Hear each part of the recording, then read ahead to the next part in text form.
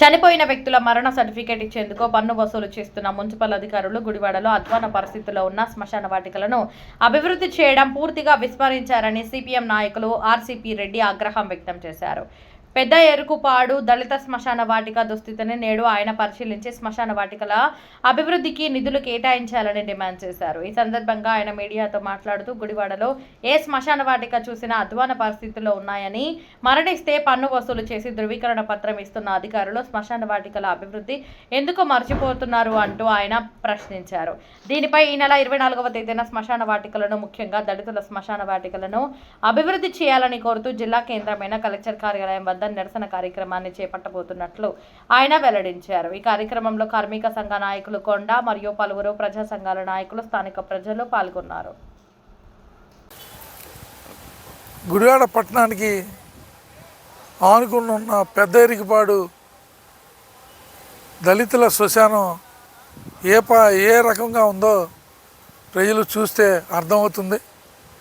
ప్రభుత్వం జన మరణాలకు రిజిస్ట్రేషన్ పెట్టి డబ్బులు వసూలు చేసుకునే పనిలో ఉంది. కానీ మున్సిపల్ అధికారులు శ్మశానాలని బాగు చేసి ప్రజలకి అందుబాటులోకి తీసుకొచ్చే దాంట్లో కమిషనర్ కానీ వీళ్ళు కానీ అధికారులు కానీ పట్టించుకోని పరిస్థితి ఇలా మన గుడివాడ పెద్దరిగిపాడు దళితుల శ్మశానం చూస్తే అర్థమవుతుంది. కాబట్టి ప్రభుత్వాలు ఇలా ఈ శ్మశాన వాటికలకి నిధులు కేటాయించటం, ఆ కేటాయించిన నిధులు ఈ అభివృద్ధికి ఉపయోగించటం ఇవి జరగట్లేదు. దాని రీత్యానే ఈరోజు జనన మరణాల నమోదు మీద లక్షల రూపాయలు మున్సిపాలిటీలు సంపాదిస్తూ ఉంటాయి. ఒక సర్టిఫికేట్ ఇవ్వాలంటే డబ్బులు ఇవ్వాలి, చనిపోయినా ఇవ్వాలి, భర్త అయినా ఇవ్వాలి. డబ్బులు ఇస్తేనే ఆ సర్టిఫికేట్స్ ఇస్తారు. కానీ ఆ చనిపోయిన శ్మశానాల్లో వాళ్ళని గుర్తించి డెత్ సర్టిఫికేట్లు కానీ ఇచ్చేటప్పుడు ఆ శ్మశానాలను కూడా శుభ్రం చేయాల్సిన బాధ్యత ఇలా మున్సిపల్ మీద ఉంది. కానీ మున్సిపల్ ఇలా మనం చూసాం, గుడివాడ పట్టణంలో చూస్తే దళితుల శ్మశానాలన్నీ ఇలే పరిస్థితిలో ఉన్నాయి.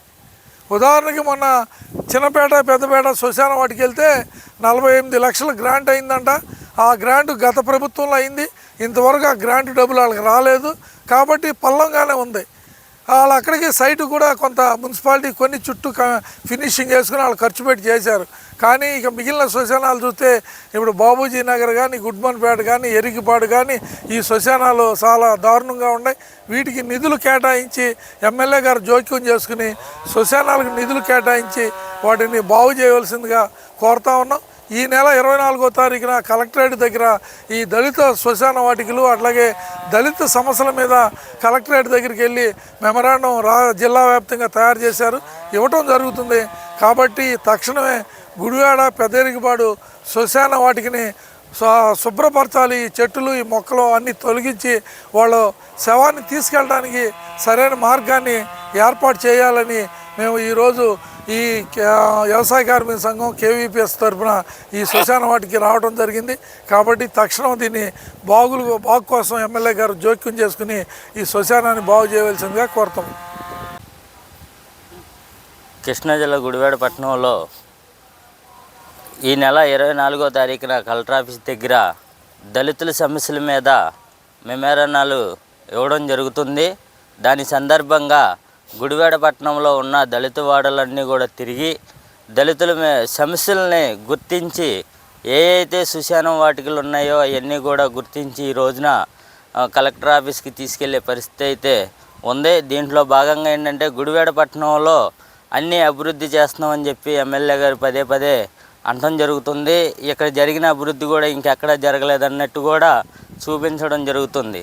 కానీ ఇక్కడ శ్మశానం వాటికలు చూసుకుంటే కనీసం బతుకున్నప్పుడు మనుషులకి వాల్యూ లేని పరిస్థితి ఈ రోజుల్లో ఉంది. కానీ చనిపోయిన తర్వాత మనిషిని శుభ్రంగా తీసుకెళ్ళి మట్టిలో పెడతాకు కూడా ఇబ్బందులు పడే పరిస్థితి ఈ రోజున ఉంది. ఇవన్నీ కూడా గమనించి ఏదైతే పెద్దరిగిపాడులో శ్మశానం ఉందో దళితులకి సంబంధించి ఆ శ్మశానాన్ని ఎమ్మెల్యే గారు గుర్తించి ఆ శ్మశానాన్ని బాగు చేసి ఏదైతే బాడీని తీసుకెళ్లేటప్పుడు నడక లేకపోవడం ఉందో అదంతా కూడా ఈ చెట్లు ఇవన్నీ శుభ్రం చేసి రోడ్లాగా సరిచేయాల్సిందిగా కోరుతున్నాము.